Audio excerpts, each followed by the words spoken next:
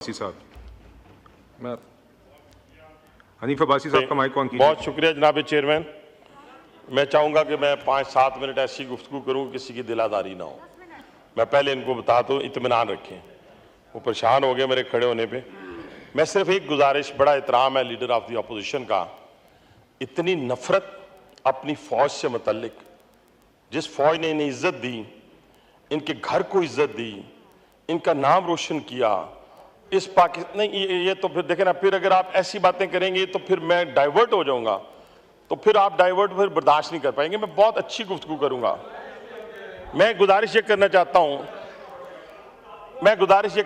हूं, ये तो फिर कोई बात ना हुई ना, बर्दाश्त तो करें ना, भी हौसला रखें, बर्दाश्त करें। मैंने कुछ भी नहीं कहना, मैंने कोई बात की है।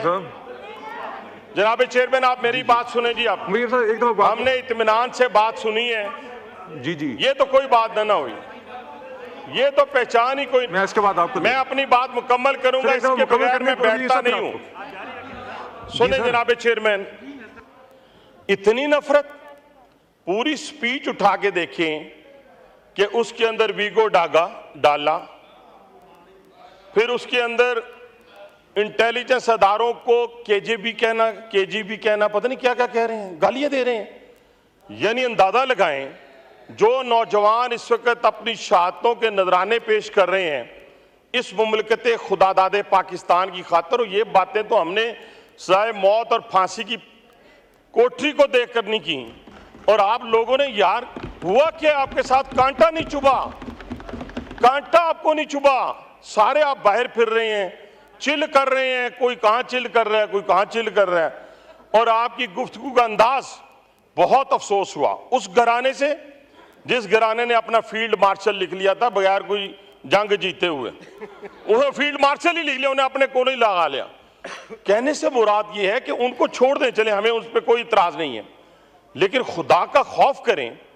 उसी फौज को ये सारी गुफ्तगू आपकी खुदा के लिए, अगर ये हिंदुस्तान की फौज के खिलाफ होती, ये इजराइल के खिलाफ होती, इजरायली फौज के खिलाफ होती, तो खुदा की कसम इस कलेजे पे ठंड पड़ती और हम भी आज क्लैपिंग करते।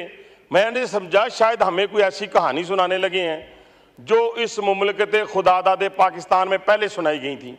यानी फर्ज किया कि हमने 90 लाख नौकरियां देनी है, पता नहीं 1.5 करोड़ 50 लाख घर बनाने हैं, 1.5 करोड़ नौकरियां देनी है, 90 दिनों में करप्शन का खात्मा करना है, और केपीके के अंदर हमने जनाब वो जो है 350 डैम बनाने हैं, वहां पर हमने दूध की नहरें बहा दी हैं। मैं समझा शायद ऐसा कोई और हम ख्वाब देखने के लिए जनाब उठे हैं। आपने तो सारे का सारा ख्वाब ही जो है वो इस तरफ ले गए हैं कि जिस तरफ इस वक्त दुनिया जो इस वक्त पाकिस्तान के ऊपर हमलावर हो चुकी है, आप तो उनके आलाकार लग रहे हैं। मुझे तो लगता है जो अमेरिका से, इजराइल से जो फंडिंग आई है आपको या आ रही है उन लोगों की तरफ से जो वहां पे इजराइल के एजेंट बैठे हुए हैं, तो शायद इसी काम के लिए है कि आपने फोकस एक इंस्टीट्यूशन को करना है। कभी आपको आपके हक में फैसला ना मिले तो आप चीफ जस्टिस के गले पड़ जाते हैं, बेशक वो हाई कोर्ट इस्लामाबाद का हो, चीफ जस्टिस पाकिस्तान का हो। अगर आपको थोड़ी सी तकलीफ पहुंच जाए तो आप कहते हैं जी हमें तो एजेंसियों ने उठा लिया है, हमें तो फलां ने उठा लिया है। वो इस मैदान में जब आती है ना, तो वो कहती है ना कि अपने जरा पांव मजबूत लेके आते हैं और मजबूत पांव के साथ लड़ते हैं, सियासत करते हैं। सियासत में ये नहीं होता हुक्म चलाना, हुक्म चलाने वाला दौर खत्म हो गया है। इसलिए जरा सब्र करें। अभी तो इश्क के इम्तिहान और भी हैं, अभी मिलिट्री कोर्ट भी है। किसने कह दिया कि मिलिट्री कोर्ट नहीं है? अभी तो आप कहते हैं 9 मई की विजुअल्स लेके आए। अंधे हैं जिन्हें पता नहीं चलता कि 9 मई को क्या हुआ था। वो GHQ पे मैं गया था, वो हमजा कैंप मेरे हल्के में है, मैंने हमलावर हुआ था। वो आपने कोर कमांडर हाउस लाहौर मैंने जलाया था।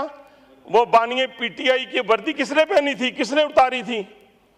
कैसी बातें आप कर रहे हैं कि जी वीडियो लेके आए? वीडियो क्यों? अंधे हैं सारे, 25 करोड़ अवाम अंधी है, पूरा मीडिया अंधा है, जज अंधे हैं या फिर कोई और अंधा है?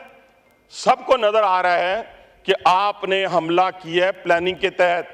आपके खिलाफ वादा माफ गवाह तैयार हो गए हैं, वो वादा माफ गवाह तैयार हुए आपके खिलाफ। इतने बड़े बड़े एविडेंस हैं आपके खिलाफ कि आपका बचना नामुमकिन है। इसलिए आप उसके बचने की तदबीर करें। ना कि रोज आप गालियां निकालें आके। गालियां निकालने से आपको नुकसान होगा, फायदा नहीं होगा। और ये इतनी कमजोर फौज नहीं है कि आप इसको गालियां देके दबा लेंगे। जो रशिया से नहीं दबे और जो मुल्क की दुश्मनों से नहीं दबे, वो आपसे दब जाएंगे। आप तो हैं ही कुछ नहीं। आपको तो 1 साल से पड़ा हुआ है, 10 बंदे आपके पास आते नहीं है। 1 साल से पड़ा हुआ है बेचारा। वो खून की नहरें बहनी थी, बाहर आने थे 10 लाख अफराद, वो 20 लाख पता नहीं स्टूडेंट आने थे। और बांग्लादेश कौम है, वो कुर्बानी देना जानती है। आप बांग्लादेश की बंगालियों की मिसालें लेके बैठ जाते हैं। करें ना, निकलें, किसी ने रोका आपको? जाके कोई एक आदमी, अच्छा जी तर्जुमान क्या कहता है? जिनको ये गालियां निकाल रहे हैं, इनका तर्जुमान रऊफ हसन कहता है, मैं नाम लेके कहता हूं। वो कहता है कि हमारे फौज से राब्ते हैं, कोई स्टैब्लिशमेंट ना कहा करें, हमारे फौज से राब्ते हैं, हमारे इंडिविजुअल के राब्ते हैं। ये जो कसम उठा के 99 डेज के अपना ये नाम लिखे हुए हैं अल्लाह मियाँ के, इसके नीचे 99 नामों के नीचे ये कहें कि इनके इंडिविजुअल के राब्ते नहीं है। किसके कहने पे इन्होंने जलसा मनसूख किया? किसके? ये कदम कदम बलाएं, ये सवाद कुए जाना। ये कदम कदम बलाएं, ये सवाद कुए जाना। जिन्हें जिंदगी हो प्यारी, वो यहीं से लौट जाए। सीधी सी बात है। अभी भी मौका है आपको, अभी भी मौका है। माफी मांगे, मैं चलता हूं आपके साथ। प्राइम मिनिस्टर की जरूरत नहीं है, किसी की जरूरत नहीं है। मैं आपके साथ जाके माफी दिलाता हूं। अपने अपने अपने लोग हैं ना, जिन पे आपने चढ़ाई की है, जिनको आपने आग लगाई है और दुश्मन का कलेजा ठंडा किया है। आज की तकरीर भी लीडर ऑफ द अपोजिशन, वो दुश्मन का कलेजा ठंडा किया है। इन्होंने उन शोहदा के, वो जो वारिस हैं, उनके कलेजे पे छुरी चलाई है। जनाब चेयरमैन, ये कैसे मुमकिन है? मुझे बताएं। उन लोगों पे, उन ये जो खैबर पख्तूनख्वा का जिक्र करते हैं, ये जो बलूचिस्तान का जिक्र करते हैं, ये कोई रावलपिंडी में शहीद तो नहीं हो रहे, वो तो उन पहाड़ियों पे हो रहे हैं, बलूचिस्तान की पहाड़ियों पे हो रहे हैं। एक एक गाड़ी पे 1-1 हजार गोली लगती है और नौजवान कैप्टन शहीद होता है जिसका 6 माह का बच्चा होता है, वो भी किसी मां का बेटा है। आप क्यों भूल गए अपने इक्तदार की लालच में? आप क्यों भूल गए इक्तदार की हवस में कि आपको वजीर आजम बना दिया जाए तो सब ठीक, फिर तो हर चीज ठीक। अगर वजीर आजम नहीं बनना तो भाईजान, वजीर आजम बनने के लिए जो बने थे वो फांसी भी चढ़े थे, वो जिला वतन भी हुए थे, उन्होंने कैदें भी काटी थी। तो इसलिए वजीर आजम बनने के लिए ये क्वालिफिकेशन है। आप जरा थोड़ा सा सब्र करें। आपकी रात लंबी है, बाकी तो अल्लाह जानता है, मैं अल्लाह मियाँ की बातें तो नहीं आपको बता सकता, लेकिन आपकी रात लंबी है। और इस लंबी रात में और लंबी दौड़ में जरा आराम आराम से चलें।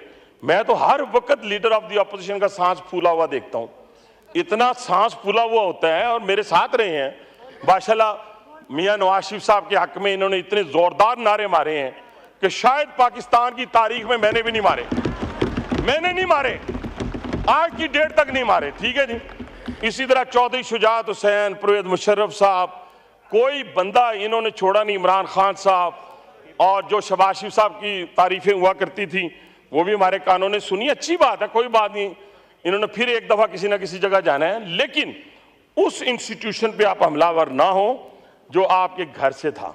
मैं आपसे सिर्फ यही रिक्वेस्ट करता हूं कि उनको कहते हैं ना, मैं फिर सुना देता हूं कि जब तक न जले दीप, सुन लें, जब तक न जले दीप शहीदों के लहू से, कहते हैं कि जन्नत में चरागा नहीं होता। ठीक है, जन्नत भी लैनी है तो उन्हें सहारा लैके लभेगी। तो मेरी गुजारिश आखिर में जनाब चेयरमैन यही है कि हम अपनी कमी कोताहियां जो हैं उनको कम से कम हम इंस्टीट्यूशन पर हमलावर होकर ना दूर करने की कोशिश करें। लें, सजाएं भी लें ना। अगर मैं फर्ज किया, एक मिसाल देता हूं जी आखिरी में, बानी पीटीआई को सजा हो जाती है मिलिट्री कोर्ट से, वैसे मैं एक मिसाल दे रहा हूं, मुझे नहीं पता, अगर उन्हें 14 साल सजा हो जाती है, 25 साल कैद हो जाती है, तो क्या करेंगे आप? मुल्क को आग लगा देंगे? नहीं लगती आग, कैसे लगेगी? नहीं लगेगी। इसलिए लोगों के सामने वो पूरे मंजर होंगे 9 मई के, जिसमें रेडियो पाकिस्तान को आग लगाई गई थी, जिसमें उस जहाज को आग लगाई गई थी जिसने हिंदुस्तान पर हमलावर हुआ था, जिसने 8 जहाज जो है वो गिरा दिए थे। एक जहाज ने उसको जाके इन्होंने आग लगा दी, तोड़ दिया। तो जनाब चेयरमैन, मैं फिर आपसे गुजारिश करूंगा कि हमें एहतियात करनी चाहिए। अदलिया पर हम हमलावर उस वक्त हो जाते हैं, कभी इनको कई जजों की जो है उम्रें कम कर दें तो फिर अच्छी लगती हैं, ज़्यादा कर दें बुरी लगती हैं। और गुड टू सी वाले जज चाहिए इनको, और इनको मर्सिडीज गाड़ी देने वाले जज चाहिए, और बुलाकर इनको सादक और अमीन कहलाने वाले जज चाहिए। वो ऐसे जज काफ़ी हद तक ख़त्म हो गए हैं, बाकी जो रह गए वो भी इंशाल्लाह ख़त्म हो जाएंगे। तो मेरी आपसे गुजारिश आखिर में बस यही है कि हमें एहतियात करनी चाहिए और बड़ी एहतियात से काम लें। अगर गुस्सा मजीद आए तो मुझे कोई इतराज़ नहीं है, उस पर कैरी ऑन रखें, keep it up. Thank you very much. Mureeb साहब मुख्तसर बात करिएगा, चूँकि दीगर मेंबरान ने, खुर्शीद अहमद जुनेदो साहब, दीगर मेंबरान ने आपकी जमात के भी साथी आके गिला कर रहे हैं, तो जो लिस्टें में मिली मैं उसके